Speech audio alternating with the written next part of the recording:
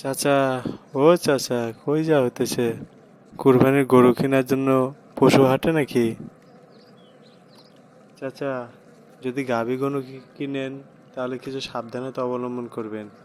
কিছু অসাধু ব্যবসায়ী আছে যারা নিজেদের ফায়দা লুটার জন্য গাভীন গরুকে তারা সুস্থবান ও সুস্বাস্থ্য গাভী বলে বিক্রি করে দেয়। এসব থেকে এসব থেকে মুক্ত পাওয়ার জন্য পশু হাটে অভিজ্ঞ ডাক্তাররা রয়েছে, তাদেরকে থেকে চেক আপ করে নেবেন ও কিছু অসাবধানতা ও সন্দেহজনক লাগলে সঙ্গে সঙ্গে পুলিশকে খবর দিবেন ও প্রতারণা থেকে এড়িয়ে চলবেন।